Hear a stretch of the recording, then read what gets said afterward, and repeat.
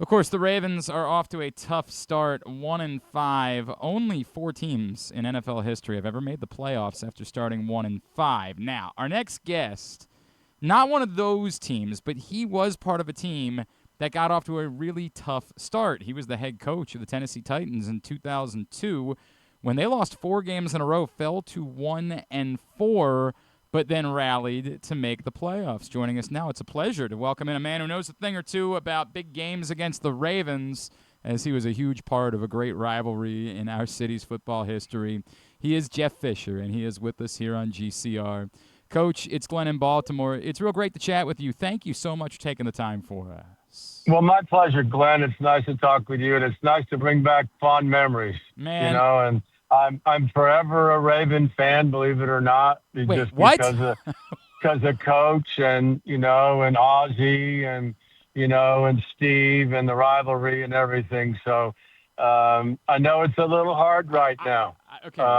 It hurts to see what's going on there, but they're not. I mean, it's not their fault. There's people hurt, Sure. and they'll get back to their winning ways. But you can see what injury can do, and then maybe a bad bounce or this or that, and then it starts to snowball, and so they'll find their way out of it. Okay, I want to talk about it, but what you just said just left me shocked, Coach. You said, I'm a fan of the Ravens, and those of us that, I was a young man. I was right in the throes of the Ravens-Titans rivalry. It fueled me for those years as a young man. And so I think of Brian Billick once said F the Titans after a game. I can't believe that you're a fan of the Baltimore Ravens. Well, we had so many great matchups, yeah. and there's so many memories and so many wins and losses per se that their losses were crippling to both teams.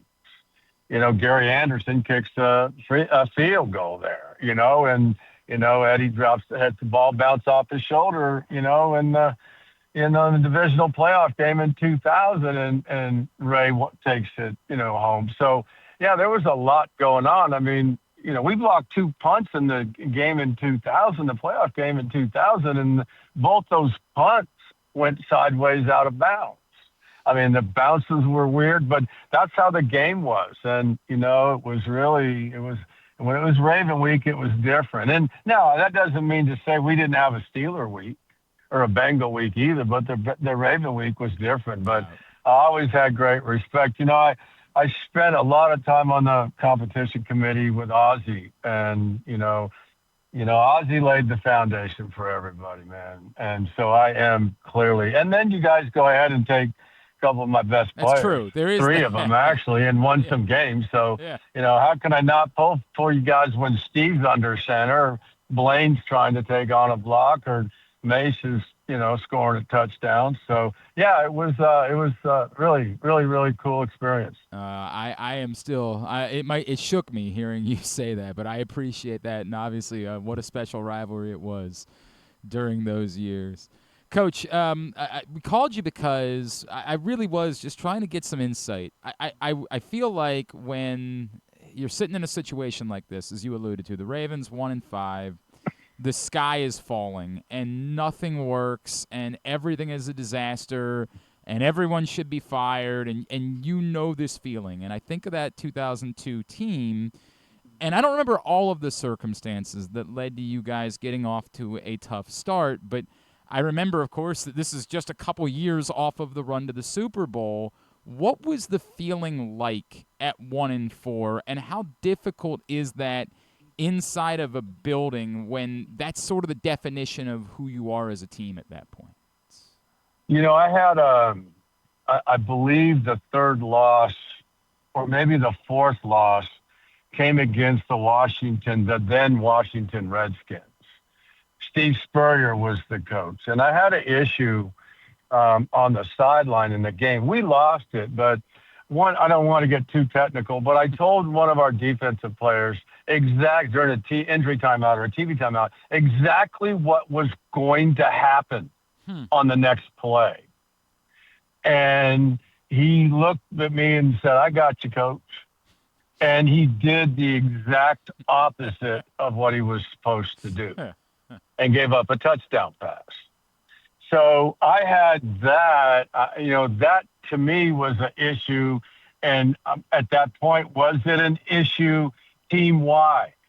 And so we were, I started doing some research on it, and, I figured out what was going on there. But we came back and won the next game, and then we had a bye week after that. And I basically stood in front of the team right before I cut them loose for the bye and told them that I had just gotten a league memo and something went wrong with the first part of the schedule, and they're starting the season all over. And now you see where I'm getting at, and it's like, hey, man, let's forget it. We got 11 games left. We'll start the season over, and we'll just get on a roll, and we'll go. Fortunately for us, we had guys coming back. And I just told them, I said, hey, just block out, man. They don't count those games. That was preseason. We're going to take a weekend off here, and then we're going to come back, and we're really going to get going. And you know what we did? We went to the championship game. Side note, I did fill the laundry hampers with beer. And after I was done with the meeting, I pulled the sheets off and said, anybody wants to sit around and drink some beer with me and the coaches, come on. And everybody stayed there for a few hours. Wow. But it was, it was just one of those.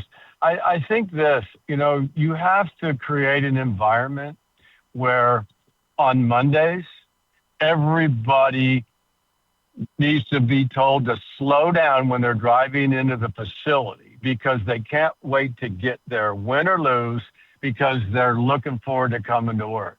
Because work is not a 9-to-5 job. It's a 5 to 9 job. And it's supposed to be fun. So whatever coaches can do to make things fun when you're on a losing streak, I'm all for it because I did it several times. And and then that's just what you do, and you find your way. And then go figure, somebody makes a play at the end, and then the next game you win the game, and then you get on a roll. Who knows? But I think the big thing for the Ravens, and first and foremost, is what's the status? How's Lamar? Right. When's he going to come back? When do you think he's coming back? Because that's going to be a date circled on everybody's or dotted now on their phone on the calendar. So when's he coming back? That gives us a chance. All right, what can we do between now and then? It's like it's an incremental thing that you have to do. And it sounds easy coming from me. Trust me, Coach Harbaugh's staff is doing everything they possibly can, and they're doing it right. He's Coach Jeff Fisher. He's with us on GCR, and I'm wishing that the Ravens could replicate that at the building. I don't know if you're allowed to do that anymore in 202025 and just put beer. But hey, it wasn't. It wasn't. It was just kind of. No, I appreciate it. Right. People didn't get. I don't want to say bad words, but people didn't get shit-faced, man. They just had a beer and we're talking, So but that was it. It's different. Do something different. I think it's great. I think it's great. And, Coach, I feel like what you just said, because the expectation is the Ravens have the bye this weekend, and then the expectation is that Lamar will be back next week when they play the Bears. And if that's the case, do you feel like are guys like that pragmatic, that the knowledge of that, everybody, it avoids them from getting too down about themselves, like, hey, this isn't great, but we know it's going to be different when Lamar's on the field? Well, yeah, absolutely. Just go back briefly in history and how many games have you won with him? Yeah, most of them. So, right. and so it's not that hard. You just, it's all about that when he comes back. But everybody needs to figure out a way to just be a little bit better. Is there a weakness in your game that you can turn into a strength over the bye weekend? And it can be subtle. They need to, and then come back and again, one of the things that happens is that, when things start going, slipping away, change needs to be made, but only, when I say that, change the daily schedule a little bit, or change the practice schedule a little bit, or just tweak something, or start off with something different. Start off with a two, whatever it is. Just, because if you're staying in the same routine and you're losing in the same routine, one after another, that's when you got to change something. It can be subtle. You guys can watch practice, won't even know it. But something, and trust me, I'm not telling Coach John anything he doesn't know. I'm sure he's done that already. Jeff, is it, as I presented it this way,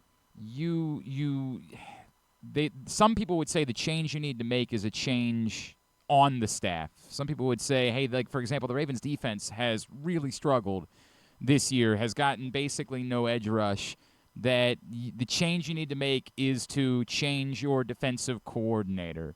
So let me ask you, is that defensive coordinator rushing the passer on 3rd and 3 to 6? No, not the one. Okay. Correct. So, all right. So, and did sorry, Coach, we still got you? See if yep. It's you got, hey, they're doing everything they possibly can. Now, if you're sitting a guy that's got 10 sacks already in the losses and he's not playing, then I would think about it. But you don't have that guy right now. You just got to keep playing and create the plays.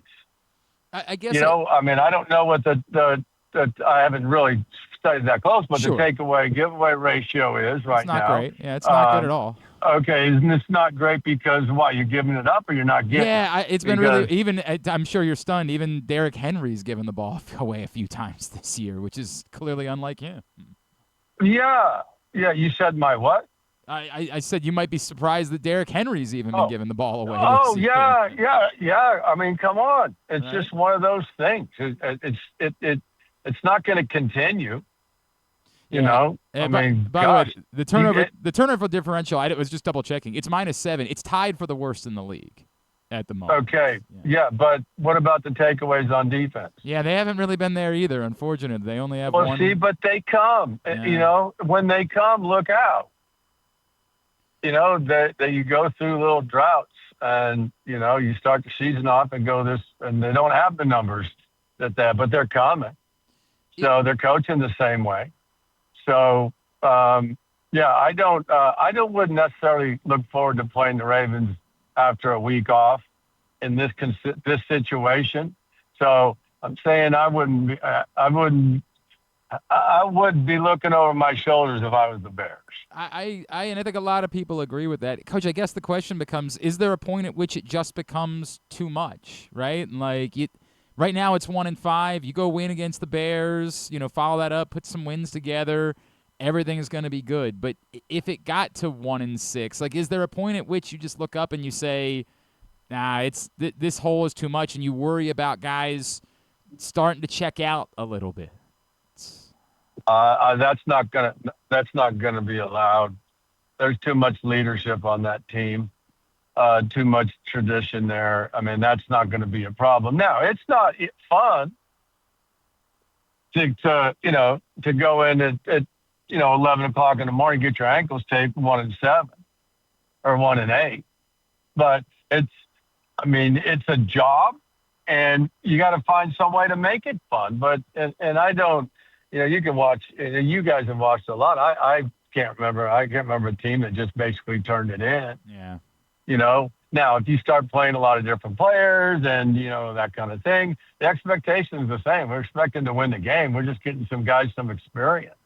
But this is a road that that they haven't been down, and they'll fix it. I would say that. There's no crack in that pavement. So, I think they come back after bye week and keep playing. Coach, I wonder, before we let you go, you obviously did not have to go up against Lamar, but imagining, and we've seen teams, before he got hurt, we saw a little bit more spying this year, and he admitted that kind of frustrated him a little bit when the Lions did it. What would you be doing as a defensive-minded coach to try to minimize the damage that Lamar Jackson can do against you? Well, you do. It's interesting you bring that up because I watch when I watch the Ravens. That's what I'm paying attention to is what's the philosophy here? Do teams just do what they are good at, or are teams changing because of Lamar's just rare athletic ability as a passer and a runner? So, and I think you see a little of both, but I think, and this is not just Lamar, it's any quarterback. It's just, you got to continue to give an ever-changing look. And, you got to change your look after the ball snap. And so that's that's the challenge. And in order to do that, oh, by the way, you have to have an experienced group on defense. And if you're an opponent playing them and they've got injuries in the secondary, things like that, it gets hard. They're just hoping to make a play now. So big thing is try to create a second and long, and hope he doesn't cut it down with his legs and get the ball back and get off the field. But I'm really impressed with him and how he's playing up until this year. He'll go right back to his old self.